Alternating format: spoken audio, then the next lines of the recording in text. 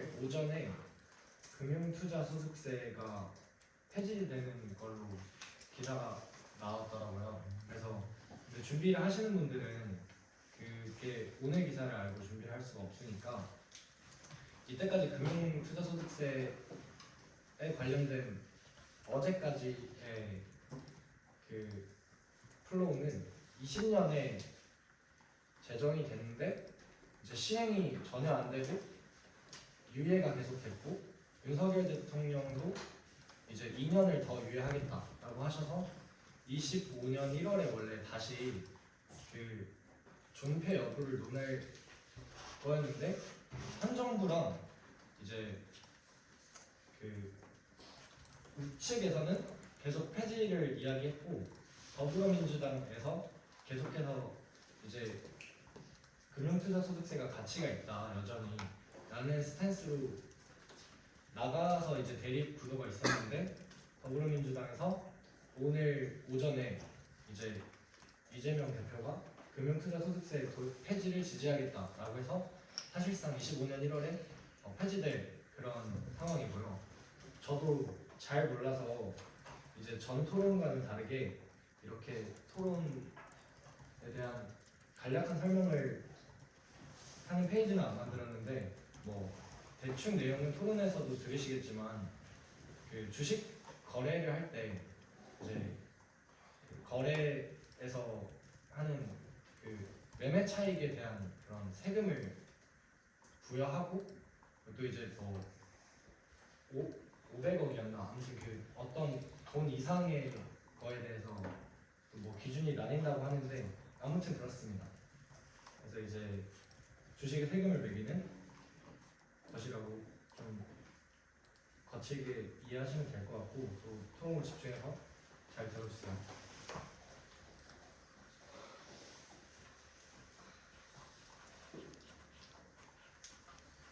찬성 측 1번 토론자 윤선 시작해주세요. 네, 찬성 측 입론 시작하겠습니다. 우선 정의부터 말씀드리면 금융투자소득세는 주식, 채권, 펀드 등 금융상품에서 발생하는 소득에 대해 과세하는 제도입니다. 본 입론은 반대측이 헌법상 사회권과 같은 것은 같게 다른 것은 다르게를 추구하는 상대적 평등에 동의한다는 전제하에 작성되었습니다. 첫째, 금융투자소득세는 조세 형평성 측면에서 타당성이 높습니다. 현재의 증권거래세는 손익을 따지지 않고 거래가 발생할 때마다 부과되기 때문에 손실을 본 투자자조차도 세금을 내야 하는 구조입니다. 금투세를 도입하면 실제 수익이 발생한 경우에만 과세가 이루어지기 때문에 조세 부담의 공평성이 확보됩니다. 또한 자본소득에 대해 실질적인 과세를 하게 되면 세금이 실제 소득과 맞물려 작동하므로 소득 있는 곳에 세금이 있다라는 실질 과세 원칙에 부합합니다. 또한 현재 소득에 대해서만 과세하고 있는 근로, 사업, 이자 소득에 대한 세금과 비교했을 때 법률 간의 체계 정당성을 확보할 수 있다는 장점도 있습니다. 둘째, 금투세는 소득 불균형 해소에 기여합니다. 금투세의 과세 대상은 국내 투자 기준으로 연간 5천만 원 이상의 소득입니다. 국내 연간 금융투자 소득이 5천만 원 이상인 투자자는 국민의 0.9%에 해당한다는 2021년 통계가 있습니다. 즉, 금투세는 상위 1%에 부과하는 세금입니다. 대부분의 중산층들은 금투세에 영향을 받지 않습니다. 한국조세재정연구원도 금투세가 주식시장에 악영향을 미칠 우려가 상당히 낮다고 보았습니다. 또한 OECD에 따르면 우리나라의 소득 불균형 악화율은 세계 2위 수준인데요. 금투세 도입이 이러한 사회 문제의 하나의 대안으로 제시될 수 있습니다. 미국, 일본 등의 선진국들은 이미 거래세 없이 금투세만을 시행하고 있는데요. OECD는 2021년 보고서에서 이러한 세금 부과가 경제적 형평성과 사회적 안정성을 강화한다고 분석했습니다. 셋째, 금투세 도입은 국가 재정 확충에 도움이 됩니다. 연구에 따르면 금투세가 도입될 경우 연평균 약 1조 3천억 원의 세수가 예상되며 이는 국가 재정 안정성을 강화합니다. 2024년 기준 우리나라는 87조의 적자를 보고 있는 상황입니다. 연구는 금투세를 도입할 경우 연간 약 1조 원의 추가 세수를 확보할 수 있을 것으로 전망했습니다. 넷째, 금투세는 자본시장의 투명성을 높여 주가 조작을 억제할 수 있습니다. 주가 조작은 주로 타인 계좌를 통해 매매하는데 금투세를 시행하게 되면 투자자 명의로 세금이 부과되기 때문에 차명 계좌를 통한 주가 조작을 어느 정도 억제할 수 있을 것이라는 게 전문가의 분석입니다. 이상 찬성 입론 마치겠습니다. 감사합니다. 반대측 1번 토론자 이명훈 시작해주세요. 네, 이론 시작하겠습니다. 금융투자소득세는 개인이 국내 투자로 실현 소득이 5천만 원 이상일 경우, 해외 주식의 경우 250만 원이 넘을 경우 20% 이상의 세금을 부과하도록 하는 법안입니다. 이 법안은 그 자체로 조세의 형평성을 어기며 개인의 투자 의사를 왜곡하며 시장의 경제 성장을 저해하는 법안입니다. 저희는 바로 이 부분을 근거로 들고자 합니다. 우선 금융투자소득세는 조세 원칙 중 1원칙에 해당하는 공평과세 원칙을 위반합니다. 모든 조세 부담의 배분은 공평해야 한다는 전제하에 국가는 개인과 법인의 조세 부담을 다르게 적용하였습니다. 법인은 금융투자소득에 대해 법인세를 납부하며 법인세율은 2억 원 이하일 때 9%, 2억 원이 초과할 경우에 19%를 적용하였습니다. 이에 반해 현재 시행하고자 하는 개인의 투자소득은 20%라는 높은 숫자로 그 자체의 불합리함을 야기합니다. 이미 현재에도 4만여 곳의 법인이 소득을 탈루하고 있다는 의심이 포착되는 가운데 이 불합리함을 가중시킬 수 있는 법안이 시행되는 것은 막아야 합니다. 두 번째로 금투세는 국내 증시의 주식 투자 매력을 현저히 저해시킵니다. 소위 시장의 큰 손들은 자신의 포트폴리오 수익이 5천만 원 이상이 넘어야 할 것으로 예상되는 경우에는 의도적으로 매도를 하는 결과를 낳기 때문입니다. 선례로 대주주는 주식 양도소득세를 회피하기 위해서 12월 말에 의도적으로 자신의 지분을 팔아 대주주의 지위를 포기하곤 합니다. 대한민국의 특성상 수익률의 상위 1%가 50% 이상의 자금을 들고 있는 상황에서 이 법안은 시장에 큰 영향을 줄 것입니다. 세 번째로 금투세는 개인의 투자 의지를 저해합니다. 만약 가족 구성원 중 일부가 금융투자소득으로 연소득 100만 원을 초과하게 되면 조세 부담자가 연말 정산 인적 공제 대상에서 제외되는 결과를 낳습니다. 또한 원천 징수라는 명목하에 개인의 투자소득이 세금으로 납부된 후에 다음해 중순에 환급됩니다. 이는 개인 투자자가 현실적으로 공리의 효과를 누릴 수 없게 하며 지속적인 투자 의지를 저해하게 됩니다. 이상으로 이론 마치도록 하겠습니다. 네, 감사합니다. 반대측 2번 토론자 여차조사 시작해주세요. 네, 반대치 이번 토론자 교차조사 시작하겠습니다. 우선 소득이 있는 모든 곳에 세금이 있어야 한다는 세금의 원칙에 대해 말씀해 주셨습니까? 맞습니까? 네. 그렇다면 현재 신재생 에너지 산업, 연구개발 분야 등에서는 장기적인 경제 성장을 위해 세금 금연 혜택을 제공하고 있습니다. 사회적으로 세금을 걷지 않는 것이 더 나은 결과를 가지고 올 수도 있다고 생각합니다. 이에 대해서도 세금을 걷어야 된다고 생각하시나요? 사회적으로 세금을 걷지 않는 것이 더 이득이 되는 분야가 있을 수 있겠지만 그것을 그럴 경우에는 감면할 수 있다라고 딱 잘라서 말할 수는 없고 사안별로 검토를 한 뒤에 생각을 해봐야 한다고 생각합니다. 그렇다면 금투세 도입을 통해 주식시장의 위축이 우려되더라도 시행되어야 한다고 생각하십니까? 저는 금투세 도입을 통해 주식시장의 위축이 우려된다고도 생각하지 않고요. 만약에 그렇다고 하더라도 그런 공리적인 이유를 바탕으로 세금을 도입해야 한다라고 주장하는 것은 조세 형평성이라는 거대한 원칙에 대한 생각을 네. 우리나라에서는 개인 투자자의 대다수를 차지하는 소액 주주 보호가 제대로 이행된다고 생각하시나요? 다시 한번 말씀해 주시겠습니까? 개인 투자자의 대다수를 차지하는 게 소액 주주입니다. 이런 소액 주주에 대한 보호가 제대로 이행되고 있다고 생각하시나요? 증권 거래세를 도입하는 현재는 제대로 시행되고 있지 않다고 생각합니다. 우리나라 소액 주주 보호는 138개 중 99위로 거의 최하위에 달하고 있습니다. 세계 13위의 경제 규모에 비해 매우 뒤떨어지는 수준입니다.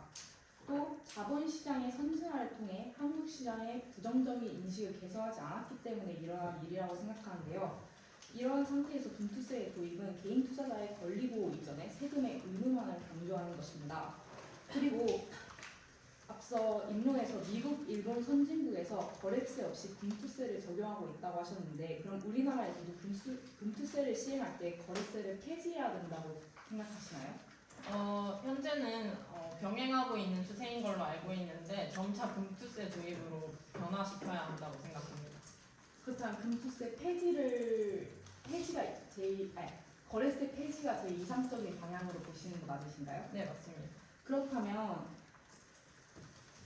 그 금투세만으로 세수 확보가 가능하고 1조 2천억 원의 더 세수를 확보할 수 있다고 했는데 거래를 할 때마다 확실하게 거둘 수 있는 거래세와 달리 금투세는 한국 시장 상황에 따라 한국 시장이 올라가면 그거에 대해 이익을 얻는 사람이 많아질수록 세금을 얻는 사람이 생겨나고 한국 시장 상황이 좋지 않아서 이익을 얻는 사람이 감사합니다. 찬성 측 이번 토론자 교체부터 시작해주세요. 네. 먼저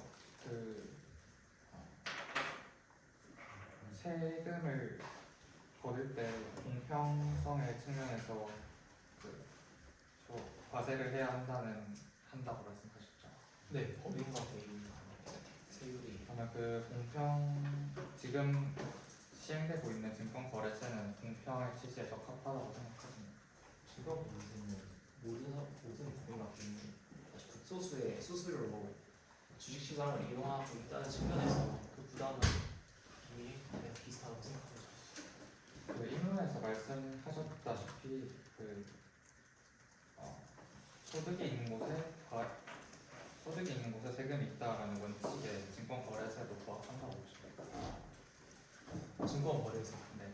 저희는 증권거래세가 주식시장을 이용함에 따른 주식시장 주식 거래를 활발하게 함에 따른 그냥 일종의 비용을 내는 것이지 소득이라고 보지 않습니다. 저는 금융투자소득세를 도입함으로써 소득이 있는 곳에 정당한 과세를 하는 것에 대해서 어떻게 생각하십니까? 금융투자 소득 자체 그런 대의명분을 위해서 조세를 할 수는 있겠으나 아직 대한민국의 자본시장이 선진화되지 않은 상황에서 지금 금융투자 소득세를 도입하려고 하는 것은 아직 시기상조이다. 해외 사례를 보더라도 주식시장이 과도하게 선진화된 후에 금융투자 소득세를 도입하였습니다. 그렇기 때문에 대한민국 주식시장에는 도입하기에는 아직 이르다고 말씀드리고 싶습니다.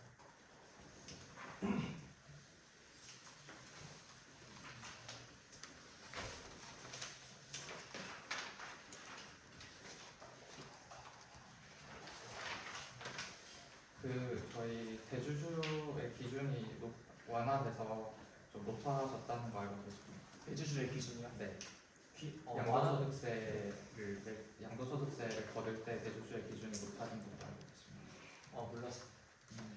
대주주의 기준이 10억에서 50억으로 완화가 돼서 그에 대해서 조금 저희가 세수가 줄었는데 이를 보충할 만한 방안 중에 하나로 금투세가 도입되는 것을 지금 논의를 하고 있는데 이에 대해서 어떻게 생각하세요? 단순히 세수를 보완하기 위하여 악법을 도입하는 것은 장기적으로 보았을 때 세수 증가에 불이익이 있을 것이라고 생각합니다. 지금 국내 증시가 매력이 없어진다는 이유로 그리고 대주주가 의도적으로 매도한다는 네, 감사합니다. 다음으로 자유토론 시작하겠습니다. 반대측 3번 토론자님부터 시작해 주시면 됩니다. 네, 찬성 측에서 금투세는 상위 1%에게만 영향을 주고 중산층에게는 영향을 주지 않는다고 말씀하셨는데 맞죠? 네. 하지만 중산층에게도 새로운 부담을 주게 됩니다. 이제 수익이 5천만 원을 믿더라도 해당 수익이 소득으로 잡히게 되는데요. 이렇게 소득으로 정의하기 때문에 100만 원대 수익만으로도 연말정산 인적공제에서 불이익을 받게 됩니다. 이렇게 연말정산의 인적공제 대상에서 제외되고 이 손해를 입는 사람들은 몇십만 명 단위가 될 것으로 보인다는 것이 시중 전문가의 입장인데요. 이것은 중산층에게 영향을 주는 것이 아닙니까?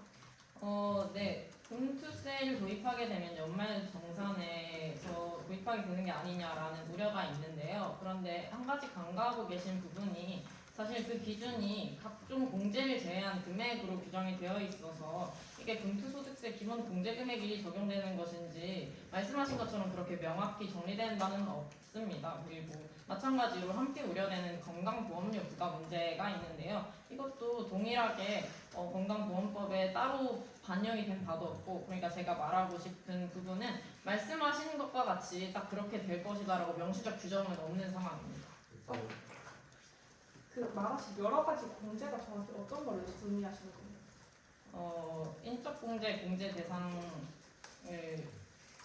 연소득 100만 원 이하의 경우 인적 공제 공제 대상에 포함시키는 것을 말씀하시는 게 아닌가요? 근데 이제 반박을 해주실 때 제가 정확 여러 가지 뭐 공제에서 근거가 없다라고 말씀하신 거 아닌가요? 아, 네네. 각종 공제를 제외한 금액이라는 워딩으로 정의가 되어 있는데 그게 금투소득세의 기본 공제 금액이 적용되는 것인지 명확한 기준이 없다라고 말씀드리고 싶은 바입니다. 저희도 이 부분을 짚고 싶습니다. 명확한 기준이 없다고 말씀하셨는데 법안을 도입하는 순간부터 오래 영향이 미치기 때문에 명확한 기준이 있어야지만 법안을 도입해야 된다고 저희는 말을 하고 싶습니다. 지금 찬성 측에서도 명확한 기준이 없다고 말씀을 하셨는데 국민들은 무엇을 믿고 이 법안을 도입하는 것에 동의를 해야 하는지, 그러한 것들이 없는 상태에서, 명확한 기준이 없는 상태에서 법안을 도입하는 게 과연 옳은지, 법안을 도입한 후에 기준을 만드는 것이 옳다고 생각하시는지 한번 여쭤보고 싶습니다. 저희는 현재 이 법안 그대로 도입해야 된다라고 주장하는 게 아니라 금융투자소득세 그 자체에 대한 찬성을 진행하고 있는 것이기 때문에 어떤 규정이 명확하지 않다는 이유로 저희가 찬성하지 않는다. 이거는 좀 말하기 어려울 것 같고요. 저도 질문 하나 드려도 되겠습니까? 네. 이번 토론자님께 질문 드리겠습니다. 우선 그 입론하실 때 소득 있는 곳에 과세 있다라는 기본 원칙에 동의하시고 조세 형평성을 중시해야 된다라고 말씀하셨습니다. 맞나요? 네네. 조세 형평성을 중시하기 때문에 증권거래세를 도입해야 한다라고 말씀하신 것 같은데, 그런데 현재 증권거래세가 손익을 따지지 않고 거래가 발생할 때마다 부과되기 때문에 설령 손실을 본 투자자라고 할지라도 세금을 내야 한다는 점을 알고 계셨나요? 네, 알겠습니다. 그런데 소득 있는 곳에 과세 있다가 조세주의의 기본 원칙인데 손실을 본 투자자에게 세금을 거두는 현재 증권거래세가 도대체 어떻게 조세 형평성을 보장한다라는 것인지 좀 여쭙고 싶습니다. 저희는 소득 있는 곳에 과세 있다는 것은 그 조세 제도의 한 일부분의 뜻이지, 어떤 소득, 이런 증권거래세와 같은 소득은 너무나 사람들이 투기성으로 주식을 던지거나 그런 걸 막기 위한 제동장치 또는 주식시장의 거래를 위한 수수료 정도로 생각하기 때문에 모든 조세 장치가 소득 있는 곳에 세금이 있어야 된다는 그 원칙 하에 일어난다고 생각하지 않습니다. 모든 조세 장치가 소득 있는 곳에 과세 있어야 한다라는 원칙에 위반되어도 된다라고 말씀을 위반을 하시는 말하는 게 아니라 다른 부분에 다른 역할을 할 수 있다고 보는 것입니다. 아니, 손해를 봤는데 손실을 봤는데 거기에다가 과세를 한다라는 것이 어떻게 조세 형평성에 부합할 수 있나요? 저희는 손실이 있었기 때문에 과세를 하는 게 아니지 않습니까? 그 거래에 대해서 과세를 하는 거지 그게 손실에 대해서 과세를 한다라고 생각하는 건 잘못된 거죠. 소득에 대해서 과세할 수 있는 방법이 분명히 존재하는데 손실도 포함시켜서 거래 자체에 과세해야 할 분명한 이유가 있나요? 네, 거래세가 도입된 그 목적 중에 하나는 그냥 투기적인 그 거래를 줄이기 위한 목적도 존재를 합니다. 이제 만약에 거래세가 그냥 갑자기 폐지가 되게 된다면 사람들의 단기 투자를 엄청나게 많이 하고 그런 투기적인 거래를 지속하게 될 것입니다. 이런 것들을 방지하기 위해서 거래세가 존재를 하는 것이고, 사실 거래세가 저는 악법이라고 생각을 하지 않습니다. 왜냐하면 지금 다른 중화권국가 같은 경우에도 지금 거래세를 도입하고 있는 상황이고요. 또 질문드리고 싶은데요. 그 금투세를 시행하면 세수 확보가 가능하다고 했는데 그 금투세는 한국 시장 상황에 따라서 세금 확보가 달라질 수 있습니다. 이 세수의 불안정성이 커질 수 있음에 대해서 어떻게 생각하시나요? 우선 제가 말씀드리고 싶은 부분은 증권 거래세를 도입했을 때 금투세보다 세수 확보가 더 커질 것이다라고 주장하시는 건가요? 아니요, 그 커지는 그 세수 자체가 불안정하다는 겁니다. 왜냐하면 시장 상황에 따라서 이 아, 시장이 네네. 호황이 될 수 알겠습니다. 있습니다. 그런데 세수확보는 사실 금투세를 시행하는 데 있어서 부가적인 목적일 뿐이지 그게 본 목적이 되면 안 된다고 생각합니다. 설령 좀 불안정한 측면이 있어서 세수를 불안정하게 거둔다고 하더라도 조세는 공평하게 거두어져야 하는 게 1순위고요. 그래서 거래세처럼 모든 거래에다가 세금을 부과하게 되면 안정적인 세수 확보는 가능할지 모릅니다. 그렇지만 그게 세금의 어떤 근본적인 목적이라고 할 수 있을까요? 저는 그렇게 생각하지 않습니다. 그렇다면 찬성 측이 지금 주장하시는 것은 거래세가 잘못되었기 때문에 금투세를 도입해야 된다고 말하시는 겁니까? 네, 거래세는 지금 잘못 시행되고 있고 그 효과가 미비하다고 볼 수 있습니다. 일단은 자본시장연구원에 따르면 1978년에 거래세 도입 당시에 정부는 주식 투자를 통한 자본이득에 대해 과세하는 것이 조세원칙 측면에서 바람직하나 세분 기술상 한계 때문에 증권거래세를 도입한다라고 밝혔고, 또 정세훈 충남대 교수가 말하길 거래세는 금융자산을 누가 얼마나 가졌는지 기술적 한계가 있던 때에 양도세를 대체해서 거둔 세금이라고 말했기 때문에 일단 거래세는 도입됐을 때 그 자체로도 근본적으로 문제가 있을 뿐더러 반대측이 주장했던 거래세가 그 무단 투기적 그런 투자에 대한 그 억제 역할을 한다고 하는데, 그 억제 역할을 하기에는 그 세율이 너무나도 미비하고 현실적으로 지금 그런 투기적인 투자가 일어나지 않고 있다고 단정하기도 어려울 것 같습니다. 당연히 그 투기적인 투자에 대해서 투기에 관해서 말씀을 해주셨는데 제도가 있다고 해서 그게 없어지는 것은 아니지 않습니까? 그걸 줄이자는 의미이고, 만약에 그런 거래세 자체가 만약에 처음부터 없었다면 그런 투기성 거래가 증가했었을 것이라고 제가 말을 하고 싶은 것입니다. 그리고 이제 거래세가 잘못되었다는 입장이, 그리고 그 말씀을 해주실 때 기술적인 것들이 동반이 되어 있을 때 양도소득세로 넘어간다라고 말씀해 주신 거 맞나요?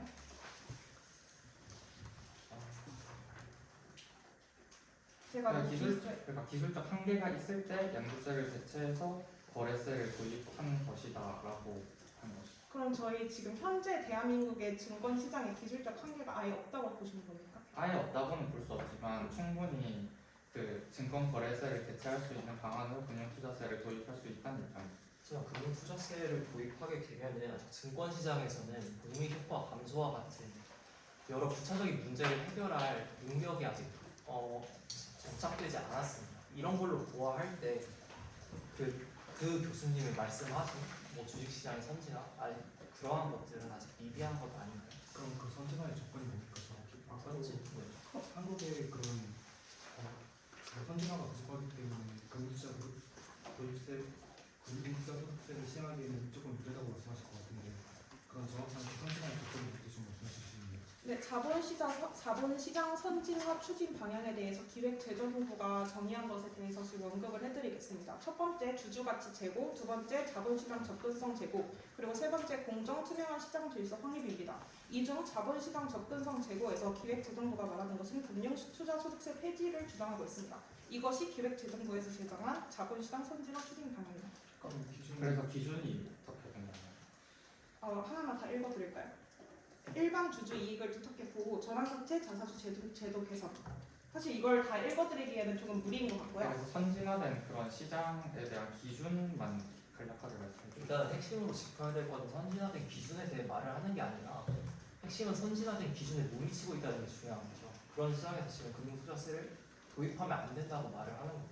첨언하자면, 그래서 이 토론의 핵심인 우리 한국 주식시장의 특수성에 대해서 금융투자 소득세를 도입하는 거에 대해서 넘어가 볼까 합니다. 이제 한국이 2011년 이후 주가 지수 수익이 22% 상승할 동안 미국은 얼마나 상승하셨는지 아십니까? 얼마나 상승했나요? 285% 상승하였습니다. 일본은 얼마나 상승하였는지 아십니까? 얼마나 했나요? 255%입니다. 대만도 99%가량 상승하면서 우리나라 주가 지수 수익이 매우 미비하게 상승했음을 알 수 있습니다. 우리나라는 세계 13번째 경제대국임에도 불구하고 그 주가 지수 수익은 세계 최하위권에 머물고 있습니다. 이것을 봤을 때 우리나라 주식시장에 대한 사람들의 신뢰도가 부족하고 그 사람들의 신뢰도가 주가로 반영되어 있다는 것을 알 수 있습니다. 그건 기존 그 정책의 문제 아닙니까? 기존 뭐 정책의 문제점이 해결되지 않았는데 금수세를 도입하고자 하는 이유가 뭐죠? 그 기존의 문제점이 우리 한국 시장에 아직도 남아있음에도 불구하고 금융투자 소득세를 계속 주장하시는 이유를 묻고 싶습니다. 오히려 그렇다면 증권거래세를 계속할 이유가 없지 않나요? 증권거래세 때문에 생긴 문제가 아닌데 그럼 뭐 때문에 이 문제가 생겼다고 보시는 건가요? 그 문제는 여타 문제, 뭐 법인세 같은 문제부터 해서 여러 문제가 있는데 그 부분은 지금 다룰 건 아닌 것 같고 네네. 금수세 때문에 그런 문제가 생겼다라는 보장이 없는데 왜 저희한테 그 증권거래세 때문에 생긴 문제가 아니기 때문에 증권거래세를 폐지하고 금수세를 도입한 이유가 없다라고 말씀을 드립니다. 네. 그래서 저희는 저희가- 증권 거래세 때문에 계속 그 문제가 있어서 금융투자세를 도입해야 된다 이런 뜻이 아니라 증권 거래세 자체가 근본적으로 문제가 있기 때문에 그거를 대체할 방안으로 금융투자 소득세를 도입한다는 것이지 그 증권 거래세가 지금 잘 시행되지 않고 아니 증권 거래세가 저희 그러니까 금융시장에 문제가 그러니까 그리고 저희가 말씀드리고 싶은 것은 뭐 주식 시장이나 뭐 주식 그 소득의 안정성, 국가 재정의 안정성 이런 것도 물론 중요한 문제지만 그런 게 우선적인 포인트가 되어서는 안 된다라고 생각합니다. 소득을 거둠에 있어서 당연히 소득에 대한 과세가 기본 원칙이고 사실 주식 시장이 어떻고 현재 뭐 어떻게 평가가 되고 그런 거는 부수적인 문제라고 생각을 하기 때문에 모든 거래에 손실이 있음에도 불구하고 뭐 세금을 거두어야 한다. 이거 증권거래세 굉장히 잘못된 원칙이라고 생각을 하고요.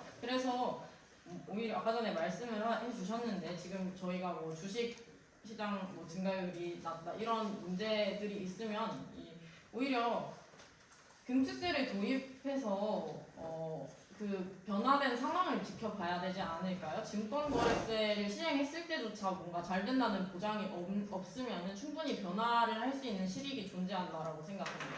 아까 그 토론 중에 죄송한데 그 찬성측 3번 토론자 또 토론에 좀 참여해 주세요.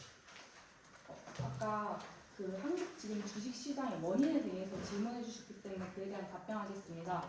현재 한국 일명 코리아 디스카운트의 상황은 미흡한 주주 환원 수준과 기업 지배 구조의 왜곡을 유력한 원인으로 꼽고 있습니다. 한국 시장의 주식시장의 취약성을 드러내는 포인트인데요. 이러한 상황에서 사람들에게 그 주식을 거래하는 것에 대한 양도 세금을 매기게 되면 그것에 대한 한국 시장 자체에 대한 매력도가 떨어지는 것입니다. 미국 같은 경우에는 주주 환원율이 80% 육박하지만 우리나라 국내 시장에는 20%대입니다. 이런 상황에서 같은 금투세를 매기더라도 우리나라에서 매기는 금투세가 훨씬 더 매력이 떨어지는 요소로 작용할 수 있다는 것입니다. 네, 그 이야기에 대해서 말씀드리고 싶은 게 두 가지가 있는데요. 지금 코리아 디스카운트의 원인을 뭔가 금투세라고 상정을 하시고 계신 것 같은데 제가 찾은 자료에 따르면 코리아 디스카운트의 가장 큰 원인은 기업 지배 구조 등으로 지적이 되어 왔고요. 그리고 대부분의 OECD 회원국에서는 주식 양도소득에 실제로 과세를 하고 있습니다. 그렇기 때문에 코리아 디스카운트의 원인을 뭔가 이게 금투세를 시행할 경우에 더 심화될 것이다라고 주장하는 데는 전혀 근거가 없고요. 또 한 가지 더 말씀을 드리고 싶은 게 사실 금투세를 시행을 하면 뭐 국내 주식이 굉장히 뭐 악화될 것이다. 해외 주식으로 다들 돌릴 것이다. 이렇게 주장을 하시는 것 같은데 사실 금투소득세에도 그 국내 주식을 굉장히 우대하고 있거든요. 국내 주식은 5천만 원 이상의 소득에 과세를 하고 있는 반면 해외 주식은 그 기준이 250만 원입니다. 그래서 충분히 코리아 디스카운트에 대한 방안도 금투세에 마련되어 있다고 보여지는데 그래서 그러한 주장이 좀 이유 없다라고 보여집니다. 그리고 저희 측에서도 질문을 하나 하고 싶은데 제가 입론에서 말씀드렸다시피 그 금투세 시행 시 주식 소득이 연간 5천만 원 이상 발생하는 상위 1%의 투자자를 제외한 대부분의 투자자들에게는 이익이 된다라는 거 알고 계셨나요? 그 상위 저희는 이익이라 생각하지 않습니다. 어째서죠? 저희는 그 상위 5천만 원 이상의 돈을 버는 사람들에게 세금을 매김으로써 그 사람들이 한국 주식시장에 대해서 매력을 못 느끼고 해외로 떠나게 된다면 전체적으로 봤을 때 우리나라 네네. 주식시장에 아, 네네. 무슨 말씀하시는지 약화를 알았는데 가져온다고 혹시 생각합니다. 그 말씀에 근거가 있나요?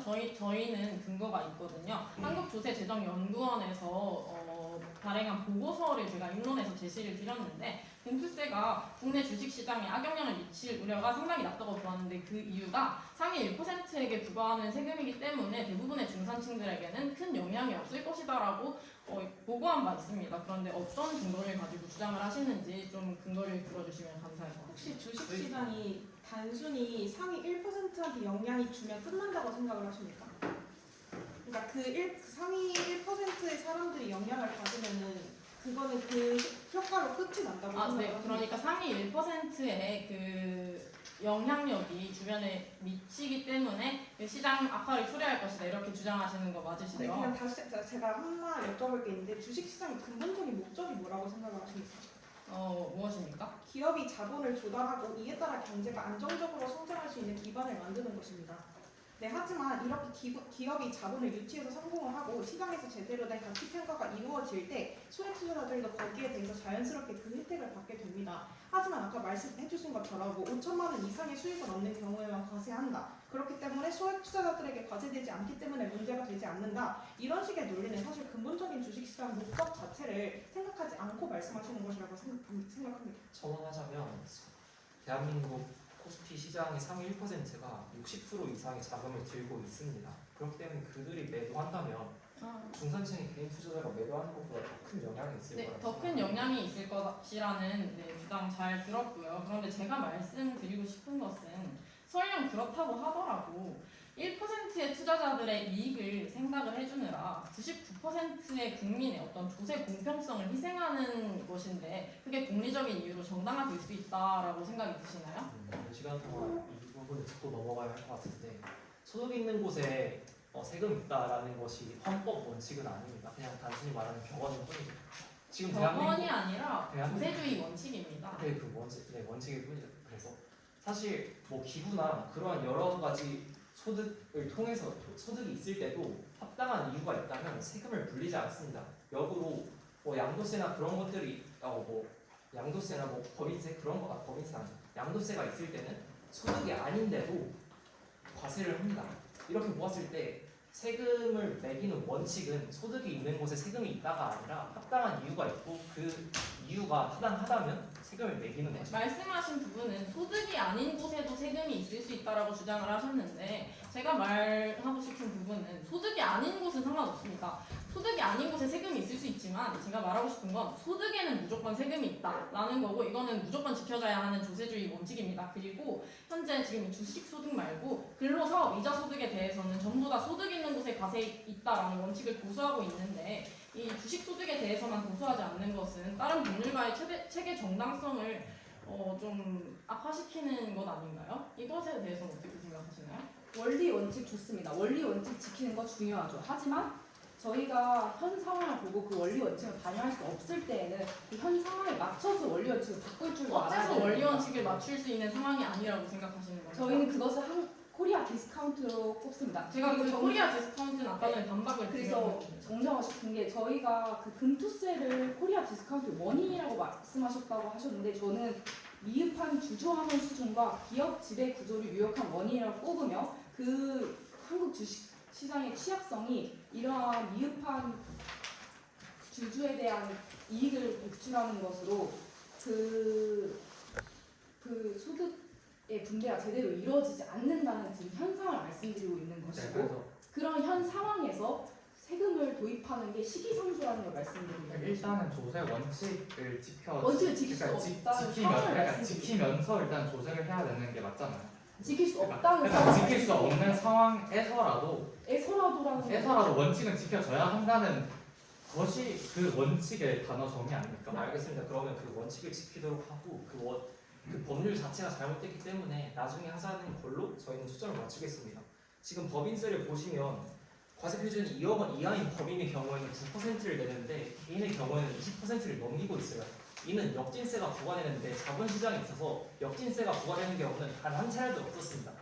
이는 역진세를 부과한다는 것은 조세 원칙에 어긋나는데 이 원칙은 어떻게 지키실 건지 한번 여쭤보고 싶습니다. 그 개인과 법인을 다르게 취급하는 것에 대해서 지금 불공평하다라고 주장을 하시고 계신 것 같은데 사실 제가 입론에서 말씀드린 것처럼 같은 것은 같게 다른 것은 다르게가 조세주의 근본 원칙인데 사실 개인과 법인을 같게 취급하는 것이 더 불합리한 차별이라고 생각이 들거든요.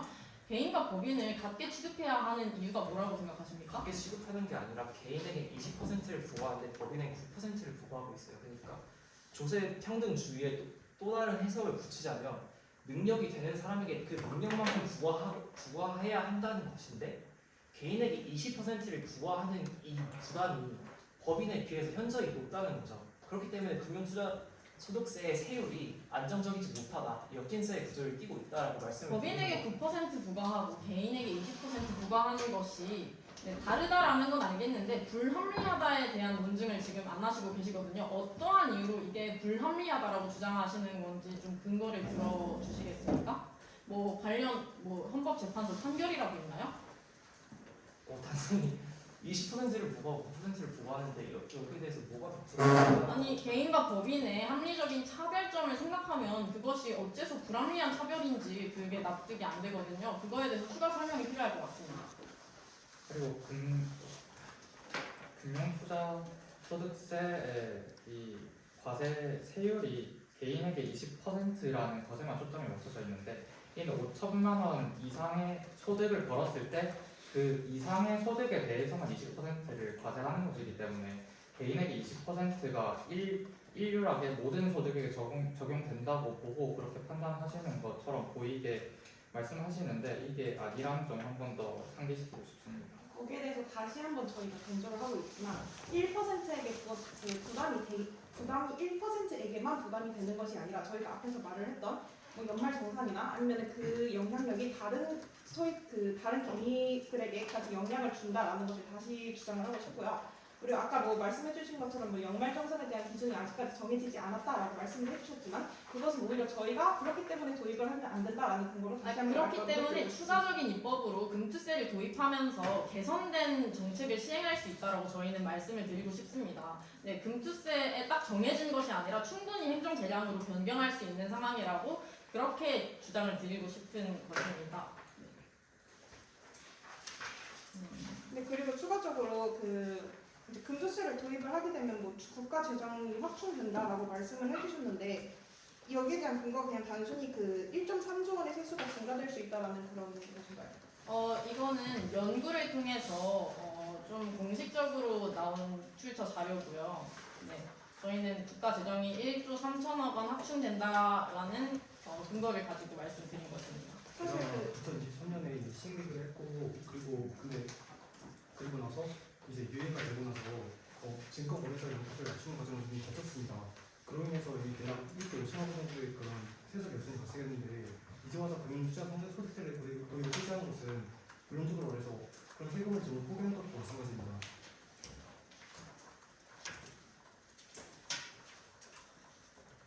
감사합니다. 반대측 남은 시간 하실 수 있습니다. 네, 잠시만요.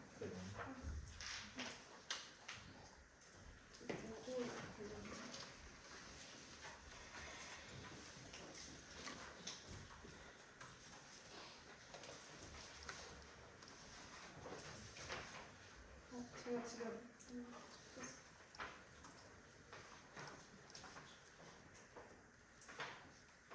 이제 지난 10년간 한국의 증시 총 조사 수익률이 5%라는 점을 감안을 하게 된다면 금투세 대상자들의 투자금은 최소 150조 원 정도로 추산됩니다. 이렇게 150조 원 정도 가량되는 자본금이 금투세가 도입이 된다면 시장에서 이탈할 우려가 존재를 하기 때문에 이는 증시에서 하강 압력을 강화할 것이라는 그런 의견도 존재를 합니다. 그렇다면 이것이 앞서서 선성 측에서 말씀해 주셨듯이 자금이 빠져나가는 것에 큰 영향이 없다라는 걸 검증하는 것이라고 생각합니다. 네. 마지막으로 반대측 3번 토론자 마무리 발언 시작해주세요.